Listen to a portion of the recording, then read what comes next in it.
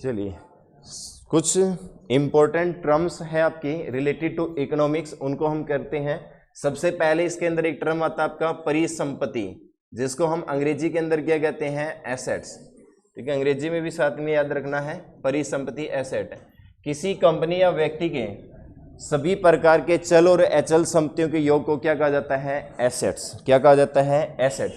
जैसे मान लो ये एकेडमी है, इस एकेडमी से जितनी भी इनकम आ रही है, ठीक है, यानी कि जितना भी इसका टर्नओवर है और जितने भी यहाँ पर जो सामान रखा है उस सामान की वैल्यू, उस सारे को क्या कहेंगे हम, एसेट्स। क्या कह देंगे, एसेट या परिसंपत्ति। क्या कहते हैं उसको हम, परिसंपत्ति। जैसे हम घर में रह रहे हैं, ठीक है, हमारे घर के अंदर हर चीज़ की वैल्यू निकाल कर उसको जोड़ने के बाद में जो टोटल हमारे पास अमाउंट होता है, उसी अमाउंट को हम क्या कहेंगे, परिसंपत्ति।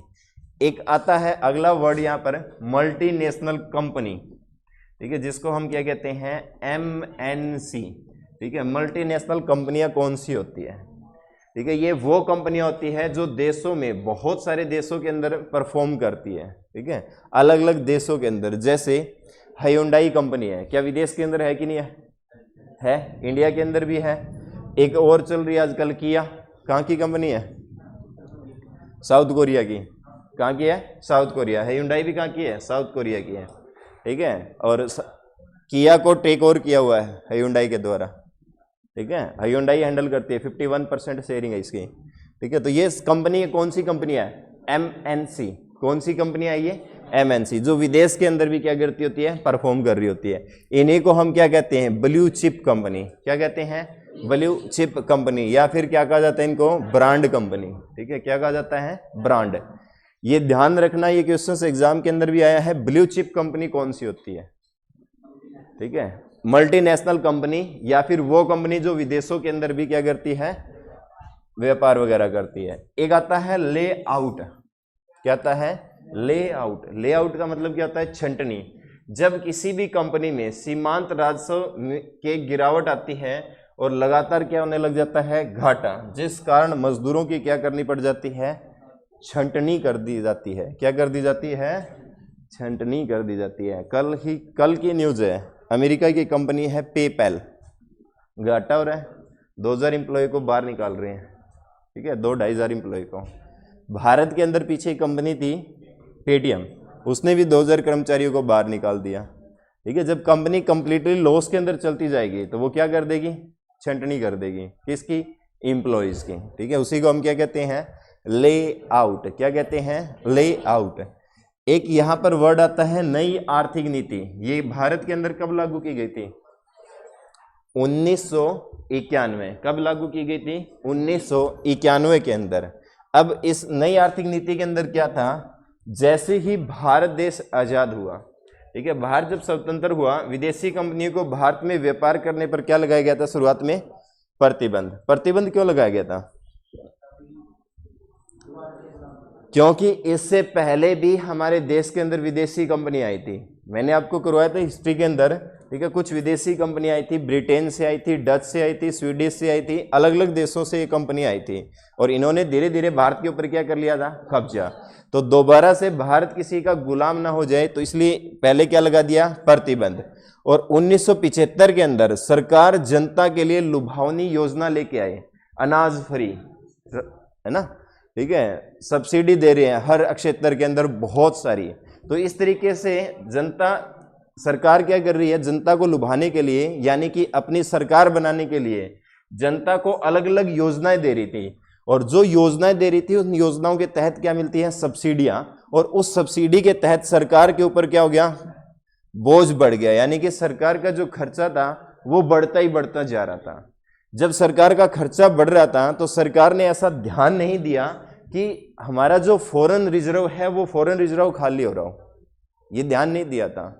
तो इसीलिए फिर बाद में इनको पता लगा 1990 के अंदर कि धीरे धीरे ये जो हमारा फॉरेन रिजर्व है ये समाप्त होता जा रहा है। तो 1991 के अंदर ऐसी स्थिति आई कि हमारे पास जो फॉरेन रिजर्व था ये कितने दिन का बच गया, 15, महज 15 डेज का हमारे पास रिजर्व बच गया। और उस समय जो सरकार चल रही थी वो किसकी चल रही थी, सरकार किसकी थी, किसकी थी सरकार है, जनता पार्टी की सरकार थी। किसकी थी? जनता पार्टी। कौन थे? कौन थे? मोरारजी देसाई। कौन थे? मोरारजी देसाई। उस समय मनमोहन सिंह भारतीय रिजर्व बैंक के क्या थे? गवर्नर। और भारतीय रिजर्व बैंक के गवर्नर से उनको वहां पर हटाकर सरकार के अंदर लाया गया और पद दिया गया वित्त मंत्री का, क्योंकि बहुत तगड़े इकोनॉमिस्ट हैं। कौन? मनमोहन सिंह। और डॉक्टर मनमोहन सिंह यहां पर 3 चीजें लेके आए थे। एलपीजी, ठीक है, एलपीजी लेके आए थे। और एलपीजी के तहत ही फॉरेन रिजर्व इतना कर दिया कि पूरे विश्व के अंदर हम महज 2 या 3 सालों के अंदर कितने नंबर पर पहुंच गए? तीसरे नंबर पर। और आज भी कितने नंबर पर हम? तीसरे नंबर के ऊपर। तो उस समय 1991 के अंदर ऐसी स्थिति आई, कितने दिन का पैसा बचा? 15 दिन का। और सरकार ने क्या किया? बैंक ऑफ इंग्लैंड के अंदर, ठीक है, विदेश के ब्रिटेन के अंदर जो बैंक ऑफ इंग्लैंड है वहां पर हमारा क्या था? सोना गिरवी रखा गया था। और लगभग कितने रुपए उधार ले गए? 300 करोड़। कितने? 300 करोड़। तो भारतीय सरकार ने फिर क्या किया? अपनी नीतियों के अंदर बदलाव किया और उन्हीं बदलाव के तहत 3 बहुत बड़े सुधार लाए गए थे। ठीक है, कितने सुधार लाए गए? 3। ठीक है, जिसको एक को कहते हैं हम प्राइवेटाइजेशन, यानी कि हिंदी में क्या कहेंगे? निजीकरण। अब निजीकरण के तहत क्या है? इसके तहत सरकार ने रेलवे, परमाणु और आंतरिक विभाग को छोड़कर शेष विभागों को क्या कर दिया? प्राइवेट कंपनियों को आने की अनुमति दे दी।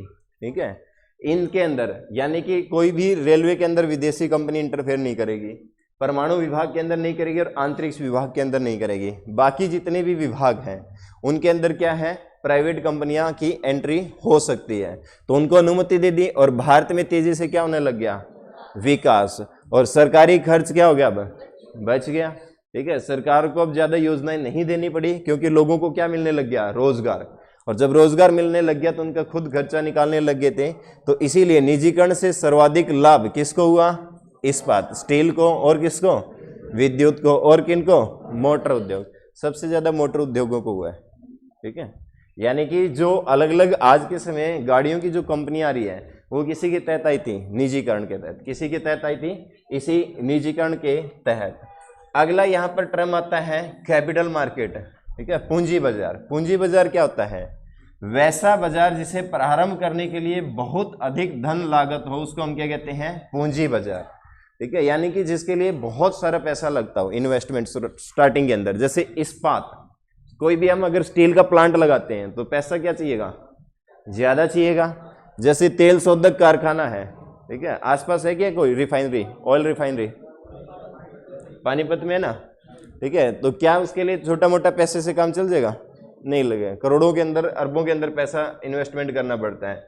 या फिर कोई भी वायुयान वगैरह हम बनाते हैं तो उसके लिए भी पैसा ज्यादा होता है।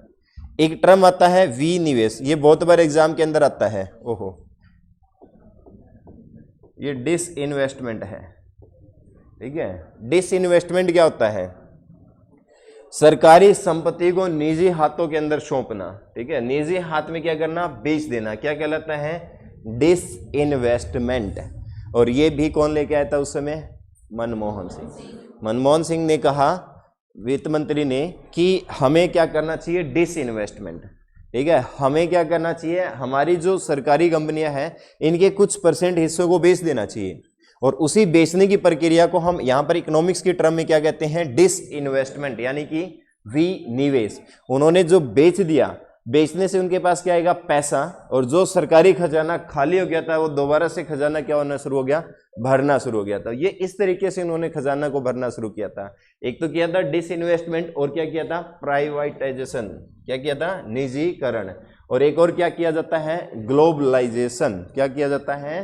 ग्लोबलाइजेशन, यानी कि जिसको हम क्या कहते हैं? वैश्वीकरण। क्या कहा जाता है? वैश्वीकरण। वैश्वीकरण के तहत क्या था? विदेशी कंपनियों को भारत में आने की अनुमति दे दी जाती है। ठीक है, कोई भी विदेश की कंपनी है, ठीक है, उस कंपनी को कहां पर? भारत के अंदर एंट्री कर दी जाती है। जैसे हायुंडई वगैरह थी, ठीक है, ये सारी कंपनियां, MG हेक्टर हो गया गाड़ियों के अंदर, तो इन सभी कंपनियों को कहां पर एंट्री मिल जाती है? भारत के अंदर। इसी को हम क्या कहते हैं? वैश्वीकरण। और वैश्वीकरण को बढ़ाने के लिए सरकार ने क्या किया, आयात शुल्क को घटा दिया। सरकार के ऊपर डिपेंड करता है कि कितनी विदेशी कंपनियां भारत के अंदर उनको परमिशंस दी जाए, कितनों को ना दी जाए। ठीक है, तो आयात शुल्क को क्या कर दिया जाता है, घटा। अभी आयात शुल्क आपका मोबाइल फोन्स के जो इक्विपमेंट्स हैं इनके ऊपर हटा दिया गया है कुछ परसेंट। पहले 10%, 15 था शायद, अब 10% कर दिया, 5% डिडक्शंस कर दिया। आने वाले टाइम के अंदर आपके मोबाइल फोन्स का रेट क्या पता कम हो जाए। ठीक है, आयात शुल्क को कम कर दिया है। इसी वजह से विदेशी कंपनियां भारत के अंदर क्या होगी, घुस आई, और छोटे मोटे व्यापारी को किसका सामना करना पड़ गया, प्रतिस्पर्धा, यानी कि कंपटीशन बढ़ गया मार्केट में। ठीक है, पहले तो भारत के अंदर एक ही कंपनी थी, जैसे मान लेते हैं कोई टाटा ही थी कंपनी, या मारुति सुजुकी थी। ठीक है, ये एक दो ही कंपनियां थी। ठीक है, मारुति और सुजुकी दो अलग अलग कंपनियां हैं। ठीक है, एक भारत की और एक विदेश की है, दोनों मिलकर भारत के अंदर इन्वेस्टमेंट कर रही है। तो धीरे धीरे अब और गाड़ी मार्केट में आएगी तो कंपटीशन क्या होगा, बढ़ेगा। तो वही चीज यहाँ पर हुई थी। सबसे ज्यादा वैश्वीकरण ने किसके ऊपर नकारात्मक प्रभाव डाला, कृषि के ऊपर। किसके ऊपर, कृषि। अब कृषि के ऊपर नेगेटिव इफेक्ट क्यों आया, क्योंकि भारतीय किसान उन फसलों को उगाने लगे जिनकी विदेशों में क्या थी, अधिक मांग, और उनसे क्या कमाने लगे, अधिक मुनाफा। ठीक है, क्या होने लग गया, उनसे अधिक मुनाफा, और उसी कारण खाद्यान्नों की क्या होने लगी, कमी। ठीक है, और अनाज क्या हो गए, महंगे। अनाज क्या हो गए, महंगे। इसी तरीके से मार्केट के अंदर चीज़ों का रेट के अंदर चेंजेस आता है।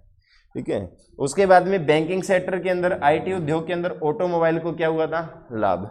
ठीक है, बैंकिंग सेक्टर, कंपनी आ रही है, लोन लेगी तो लोन चुकाएगी भी, इंटरेस्ट मिलेगा, तो बैंकिंग सेक्टर को क्या हो रहा है, फायदा। आईटी सेक्टर, ठीक है, अब कोई भी कंपनी स्थापित हो रही है, उसके अंदर अलग से एक आईटी विभाग होता है, उसके बिना कुछ नहीं होता। ठीक है, एचआर नाम सुना होगा आपने, एचआर, एक एचआर होते हैं कंपनी के अंदर। ठीक है, तो वो सारा आईटी विभाग वालों का ही होता है वहाँ पर, इनके बिना कुछ भी नहीं होता, क्योंकि कागज वगैरह जो भी रिकॉर्ड वगैरह मेंटेन करना तो वही आईटी विभाग वाले करते हैं। और उसके बाद में ऑटोमोबाइल, गाड़ियों के अंदर एकदम से क्या आ गई थी, तेजी आ गई थी, क्योंकि सस्ती सस्ती गाड़ियां लॉन्च कर दी जाती है कंपनी के द्वारा, है ना। बीच में आई थी एक नैनो आई थी, अब क्या होगी, बंद। बीच में hyundai ने भी एक छोटी गाड़ी निकाली थी, है hyundai ने निकाली थी ना, 2-2.5 लाख रुपए की थी, 3 लाख के आसपास थी। ईओन, ठीक है, ईओन निकाली थी, वो भी बंद कर दी। ये छोटी छोटी गाड़ियां हैं। ठीक है, जिससे क्या होता है, ऑटोमोबाइल को लाभ हो जाता है फिर। ठीक है, सर्वाधिक लाभ कब होता है, 1993 के बाद। और इसी समय भारत के अंदर 1995 के अंदर क्या, कौन सी सुविधा आई थी, इंटरनेट। 1995 के अंदर बीएसएनएल वगैरह ने सबने इंटरनेट जारी कर दिया। और जब इंटरनेट आया तो इंटरनेट के ऊपर सबसे ज्यादा इनको फायदा क्यों हुआ, क्योंकि इंटरनेट के ऊपर प्रचार करना आसान होता है। ठीक है, तो इसीलिए हर कोने के अंदर इंटरनेट के द्वारा हम प्रचार कर सकते हैं।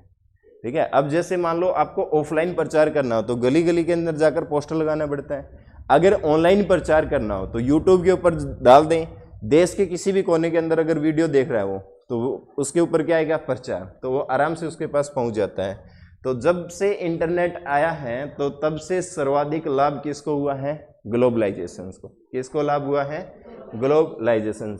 इंटरनेट के ऊपर सब कुछ डाल दिया, हमारी गाड़ी इतने रुपए की मिल रही है, इतने रुपए की मिल रही है, आराम से परचेज कर सकते हैं, है ना। आजकल तो हरियाणा सरकार ने एक और शुरुआत कर रखी है। ठीक है, भैंसों का व्यापार भी ऑनलाइन होता है ना। ऑनलाइन देख के भैंस खरीद सकते हो, घर पार्सल कर जाएंगे। ठीक है, तो इंटरनेट का जमाना है। ठीक है, चलिए तीसरे नंबर पर आता है कौन सा, लिबरलाइजेशन, यानी कि जिसको हम क्या कहते हैं, उदारीकरण। ठीक है, उदारीकरण का मतलब क्या होता है, चीजों के अंदर नरमी लेके आना, यानी कि छूट देना। निजी तथा विदेशी कंपनियों को क्या देना शुरू कर दिया, छूट देना शुरू कर दिया। ठीक है, उसी को क्या कहलाते हैं, उदारीकरण। यानी कि आयात शुल्क को क्या कर दिया जाता है, घटा दिया जाता है। क्या कर दिया जाता है, घटा। जैसे कोई भी विदेशी कंपनी पहले क्या आएगा, परमिशन लेने के लिए आएगा। ठीक है, और सरकारी कर्मचारियों को कह दिया जाता है कि ज्यादा रूल्स इनके ऊपर नहीं थोपना। ठीक है, वो कह देंगे ठीक है, 100-500 रुपये दे, तेरा काम हो जाएगा बस। ठीक है, तो बिल्कुल उदारीकरण कर दिया गया था, यानी कि बिल्कुल नरमी बरती गई थी रूल्स के अंदर। ठीक है, तो उसी को हम क्या कहते हैं, लिबरलाइजेशन। ठीक है, और इसी के समय भारत के अंदर बहुत सारे कॉलेज वगैरह स्थापित किए गए थे, ठीक है, जो आज के समय गली गली के अंदर हर नुक्कड़ के ऊपर एक आपका टेक्निकल कॉलेज जो एस्टेब्लिश किए गए हैं, वो इसी के कारण, क्योंकि भारत के अंदर विदेशी कंपनी आई, भारत के अंदर उनको क्या है, जो टेक्निकल इंजीनियर्स वगैरह है वो नहीं मिले थे, और जब इंजीनियर नहीं मिले तो लोगों ने देखा कि अब लोग किसकी तरफ भागेंगे टेक्निकल स्टडी की तरफ, तो इसलिए गली गली के अंदर हर शहर के अंदर क्या खुल गए, टेक्निकल कॉलेज। और उसके बाद में लोगों ने बीटेक, आईटीआई, डिप्लोमा ये शुरू करना कर दिया, ठीक है। तो उसके बाद में जब उन्होंने वो पास आउट होके आए, फिर उसके बाद में और पास आउट आए, फिर उसके बाद में मांग पूरी होगी, ठीक है, ठीक है, यहाँ पर मांग पूरी होगी, ठीक है, मांग पूरी होगी, फिर भी पीछे से सप्लाई आ रही है, ठीक है, जब मांग पूरी हो जाए, पीछे से सप्लाई आई, फिर क्या है, समझ रहे हो ना, फिर क्या होता है, ठीक है, माटी पीलित होती है फिर और कुछ नहीं होता। चलिए अगला आता है टैरिफ। टैरिफ किसको कहते हैं, आयात पर लगने वाला जो कर होता है उसको हम किस नाम से जानते हैं, यहाँ पर टैरिफ के नाम से जानते हैं। किसके नाम से, टैरिफ। बूम, बूम क्या होता है, अचानक किसी के अंदर एकदम वृद्धि आ जाना, ठीक है, एकदम क्या होता है, बूम। जैसे एकदम से ग्रुप डी का रिजल्ट आएगा तो क्या होगा, यहाँ पर बूम, एकदम वृद्धि आएगी, है, नौकरी लगेगी एकदम लोगों की, तो क्या हो जाएगी, वृद्धि। अर्थव्यवस्था में आगे क्या लिख दिया, ये आगे नहीं, आने वाली अचानक वृद्धि को क्या कहा जाता है, बूम, ठीक है, क्या कहा जाता है, बूम, एकदम से वृद्धि। एक होता है कोर सेक्टर। कोर सेक्टर क्या होता है, वैसा उद्योग जो अन्य उद्योगों को प्रारंभ करने के लिए जरूरी होता है, ठीक है, उसको हम क्या कहते हैं, कोर सेक्टर। ऐसा उद्योग जो अन्य उद्योगों को प्रारंभ करने के लिए क्या होता है, जरूरी होता है, ठीक है, तो उसको क्या कहते हैं हम, कोर सेक्टर। इनकी संख्या कितनी है, 8। जैसे सीमेंट, ठीक है, या बिजली हो गया, स्टील हो गया, कोयला, पेट्रोलियम उत्पादक, फर्टिलाइजर, गैस, पेट्रोलियम। एक एग्जांपल उठाते हैं सीमेंट। अगर मान लो सीमेंट का प्रोडक्शंस बंद कर दिया जाए तो क्या इफेक्ट पड़ेगा, अन्य उद्योगों के ऊपर बहुत ज्यादा इफेक्ट पड़ेगा। सीमेंट का अगर प्रोडक्शंस बंद कर दिया जाए, क्या लोग घर बनाएंगे, नहीं। अब लोग घर नहीं बनाएंगे तो क्या फर्नीचर वगैरह का काम होगा, नहीं होगा ना। क्या जो इलेक्ट्रॉनिक्स के प्रोडक्ट्स हैं वो घर के अंदर आएंगे, फिर नहीं आएंगे। तो देखो एक वजह से कितने उद्योगों के ऊपर इफेक्ट पड़ रहा है, उसी को हम कहते हैं कोर सेक्टर, ठीक है। जैसे इसके अंदर होता है कि पेट्रोलियम प्रोडक्ट है ना, अगर पेट्रोलियम प्रोडक्ट्स अगर बंद कर दिया जाए तो ब्यूटी पार्लर भी बंद हो जाएंगे, ठीक है, उनके अंदर यही यूज होता है, कौन सा, पेट्रोलियम प्रोडक्ट्स, ठीक है। पेट्रोलियम प्रोडक्ट्स ही होते हैं ये जितने भी मेकअप वगैरह का सामान होता है, ठीक है, पेट्रोलियम से तैयार किया जाता है। कच्चा तेल से पेट्रोलियम निकालने के बाद में जो अवशिष्ट बच जाता है, ठीक है, बेकार वाली जो चीजें बच जाती है वो ही यूज करते हैं, ठीक है, हाँ, ग्रीस देखो क्या भी रहे, ठीक है, और उसी को फिर लेप लाप के ये ले, ठीक है, हाँ। गैस, पेट्रोलियम, स्टील, आयरन, ठीक है, ये सारे किसको करते हैं, अन्य उद्योगों के लिए क्या होते हैं, जरूरी होते हैं, ठीक है, अन्य उद्योगों के लिए क्या होते हैं, जरूरी होते हैं। जैसे पेट्रोलियम, अगर पेट्रोलियम का प्रोडक्शन बंद कर दिया जाए तो कितनी चीजों के ऊपर इफेक्ट पड़ेगा, ठीक है, बहुत सारे उद्योगों के ऊपर फर्क पड़ जाएगा, ठीक है। बिजली को बंद कर दिया जाए, अगर आपको पता है तो बीच में 2012 के अंदर अगस्त के महीने में 14 घंटे का ब्लैकआउट हुआ था। 2012 के अंदर 14 घंटे के लिए बिजली चली गई थी पूरे भारत, उत्तर भारत के अंदर। उस समय हम मेट्रो में थे, बीच में रुक गई मेट्रो 2012 में, मेट्रो बीच में रुक गई, एकदम से घबरा गए, क्या हो गया, मेट्रो क्यों रुक गई, ठीक है। उसी दौरान 14 घंटे तक मेट्रो बंद रही। फिर हमने नेपाल से बिजली ली थी और फिर कुछ समय बाद में कुछ महत्वपूर्ण जगहों के ऊपर बिजली को शुरू किया गया था उस समय 2012 के अंदर, उसको ब्लैकआउट डे कहते हैं। अब एक बार बिजली चली जाए तो देखो कितनी चीजें ठप हो जाती है। अब फोन चार्ज नहीं होते जी, है, ठीक है। अब एक अकेला बिजली कितने उद्योगों को, अरे रुक जाओ, अकेला बिजली कितने उद्योगों को प्रभावित कर रहा है ना। पूरा जीवन क्या हो जाता है, अस्त व्यस्त हो जाता है, पूरा जीवन क्या हो जाता है, अस्त व्यस्त, ठीक है। पीछे हुआ था ना, पिछले साल हुआ होगा शायद, जब बारिश बहुत ज्यादा आ गई थी, आसपास के गांव के अंदर पानी भर गया था, तब भी बिजली नहीं आई थी काफी दिन तक, ठीक है। तो तब भी क्या हो गया था, मानो इंसान को तो ऐसा लगता है जैसे उसकी जिंदगी थम सी गई हो, है ना, बिना बिजली, ठीक है। तो ये सारे कोर सेक्टर वही होते हैं जो क्या है, अन्य उद्योगों को प्रारंभ करने के लिए क्या होते हैं, जरूरी होते हैं, ठीक है। अगर बिजली ना है तो क्या अन्य उद्योग हम शुरू कर सकते हैं, नहीं कर सकते। सीमेंट है तो कर सकते हैं, अगर सीमेंट नहीं है तो नहीं होगा। फर्टिलाइजर, ठीक है, अगर फर्टिलाइजर बंद कर दे तो क्या हम एग्रीकल्चर कर सकते हैं, खेती कर सकते हैं, नहीं कर पाएंगे, ठीक है। ऐसे ही गैस, ठीक है, गैस से तो बहुत सारी चीजें हैं, घर के अंदर भी यूज करते हैं, आजकल गाड़ियों के अंदर भी यूज होती है, हर जगह, ठीक है। छोटे मोटे उद्योगों के अंदर भी गैस का यूज होता है। स्टील और आयरन, ठीक है, ये भी डिपेंड करता है हमारा, है ना, ठीक है। जैसे सिविल कंस्ट्रक्शंस वाली जो जितनी भी चीजें हैं वहां पर इन दोनों का यूज होता है आपका, ठीक है। ये भी कोयला, ठीक है, कोयला से भी होता है। अगर कोयला महंगा कर दिया जाए तो बाकी चीजें महंगी हो जाएगी, बिजली महंगी हो जाएगी, ठीक है। आपके जो नोट्स होते हैं, बुक्स होती है, ये भी महंगी हो जाएगी, ठीक है, क्योंकि कोयले से क्या चलती है, भट्टियां चलती है, ठीक है। अगर कोयला जो महंगा हो जाएगा तो फिर बाकी सारी चीजें भी धीरे धीरे महंगी हो जाएगी। पेट्रोलियम प्रोडक्ट्स, ये आपको पता ही है, पेट्रोलियम का भी बता दिया। तो इनको हम क्या कहते हैं, कोर सेक्टर। कोर सेक्टर की संख्या कितनी है, 8, ठीक है। इन 8 के बगैर कुछ नहीं होता। चलिए अगला हम यहाँ पर बात करते हैं उपभोक्ता प्रभुत्व। अगला जो टर्म आता है यहाँ पर उपभोक्ता प्रभुत्व। ये क्या होता है, वैसा बाजार जहां कीमत का निर्धारण विक्रेता न करके कौन करता है, खरीदार करे, उसे क्या कहा जाता है, उपभोक्ता प्रभुत्व। क्या कहा जाता है, उपभोक्ता प्रभुत्व। यह है केवल प्रतियोगिता यानी कि कंपटीशंस में देखा जाता है। कंपटीशंस बहुत होता है, शाम के समय चले जाना भुन्ना के अंदर है, बस स्टैंड के पास, केले वाली रेडी के पास है, ठीक है, आवाज मार मार के कहेंगे कि 50 रुपए के 3 दर्जन, 50 के 3 दर्जन, ठीक है। आगे भी तो सुन लो, जब केलों की सप्लाई ज्यादा होगी, ठीक है, ठीक है, हाँ, जब रेडी 50 लगी होगी उधर आसपास में, तब यही चीज होगा। आता है थोड़े, अभी टाइम आने वाला गर्मियों में, उसमें सस्ता होता है बहुत, ठीक है। तो इसमें क्या है, विक्रेता न करके कौन, खरीदार। खरीदार कहेगा, मनीष कहेगा कि ना जी 100 में तो कोनी, मैं तो 100 में तो 4 दर्जन लूंगा, ठीक है ना। तो खरीदार डिसाइड करता है, ठीक है। ज्यादातर महिलाएं इसका भरपूर फायदा उठाती हैं। चलिए अगला टर्म आता है यहाँ पर परिचालन अधिशेष या व्यापार अधिशेष। इसका संबंध किससे है, उद्योग से। यानी कि हमारी जो आय है उसमें से खर्चा जो निकाल दिया जाता है, यानी कि जो लाभ बचता है उसको हम क्या कहते हैं, व्यापार अधिशेष। क्या कहते हैं उसको हम, व्यापार अधिशेष। ये क्या होता है, धनात्मक। अगर ये धनात्मक होगा तो हमारा जो ये व्यापार है ये किसके अंदर रहेगा, प्रॉफिट के अंदर। किसके अंदर रहता है, प्रॉफिट। एक होता है संप्राप्ति। संप्राप्ति क्या होता है, उद्योग से होने वाले समस्त लाभ, ठीक है, जो हमारे कंप्लीटली प्रॉफिट हो रहा है, उस प्रॉफिट को हम क्या कहते हैं, संप्राप्ति। यहाँ का संप्राप्ति 0 है, ठीक है। चलिए क्लार्क, ये 3 लोग थे जिन्होंने अपना अलग अलग सिद्धांत दिया था। सबसे पहले क्लार्क का सिद्धांत, ये क्वेश्चन आता है एग्जाम के अंदर कि क्लार्क ने कौन सा सिद्धांत दिया था। क्लार्क ने सिद्धांत दिया था लाभ स्थिर नहीं होता, बल्कि लाभ क्या होता है, गतिशील।